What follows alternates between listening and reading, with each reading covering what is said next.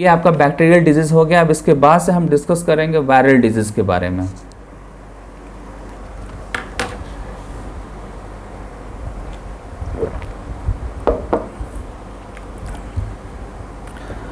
आज के third session में हम डिस्कस करेंगे वायरल डिजीज़ के बारे में। वायरल डिजीज़ में आपके बुक में कॉमन कोल्ड मेनली दिया हुआ है, बट मैंने यहाँ पे कॉमन कोल्ड के साथ साथ मम्स एंड मिसल्स ये भी डिस्कस कर रखा है। ठीक है, तो एक बार देखते हैं।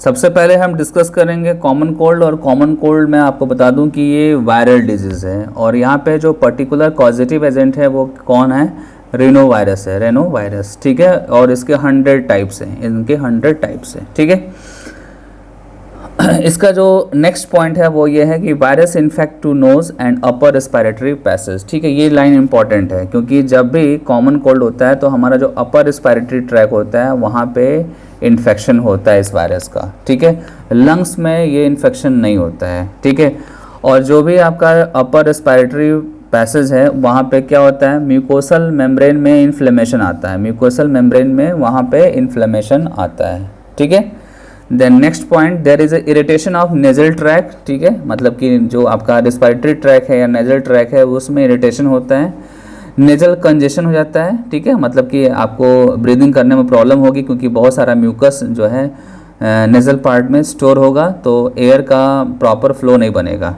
ठीक है, देन नेक्स्ट है आपका flow of mucus, sneezing, sore throat, hoarseness, cough, tiredness, headache, slight fever. ये सारे के सारे क्या हैं, सिम्टम्स हैं कॉमन कोल्ड के। ठीक है, देन नेक्स्ट आ जाइए। नेक्स्ट है ड्रॉपलेट्स फ्रॉम द कफ और sneeze of an infected persons are either inhaled directly or transmitted through contaminated object and infect a healthy person. ठीक है, मतलब ये कह रहा है यहाँ पे ये बोल रहा है कि ड्रॉपलेट्स के थ्रू जो है ये वायरस जो है 1% टू अनदर पर्सन ट्रांसमिट हो सकते हैं। कोई अगर इन्फेक्टेड पर्सन है, अगर वो कफिंग करता है, स्नीजिंग करता है, तो एयर में एयर के ड्रॉपलेट्स में जो है ये वायरस इंट्रैप हो जाता है। इंट्रैप होने के बाद दूसरे किसी पर्सन में ये ट्रांसमिट हो जाता है। ठीक है, इसके साथ साथ कभी कभी ऐसा भी होता है कि हम कुछ ऑब्जेक्ट्स जो है आपस में शेयरिंग करते हैं, कुछ ऑब्जेक्ट्स हम आपस में शेयरिंग करते हैं, तो उससे भी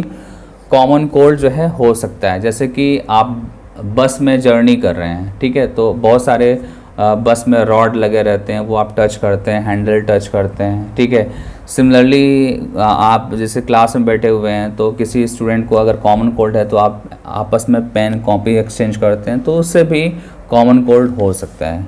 ठीक है, देन नेक्स्ट जो है आपका वायरल डिजीज़ में वो है मम्स। मम्स में आप देखिए, मम्स का जो पॉजिटिव एजेंट है वो है पैरामिक्सोवायरस। ठीक है, एक चीज़ आप ध्यान देना, इम्पॉर्टेंट है, अभी याद आ गया मुझे तो मैं सोचा बता दूं आपको।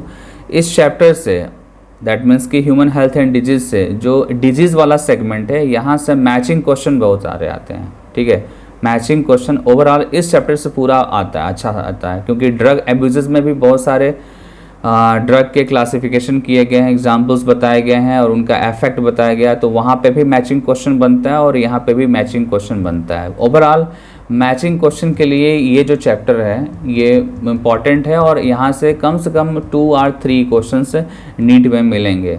ठीक है, बोर्ड में भी यहाँ से वैरायटी क्वेश्चंस के बहुत सारे मिलते हैं। ठीक है, यहाँ से लॉन्ग क्वेश्चन भी कभी कभी मिल जाता है, बट यूजुअली शॉर्ट और वेरी शॉर्ट क्वेश्चन यहाँ से मिलते हैं। एमसीक्यू भी मिलेगा यहाँ से।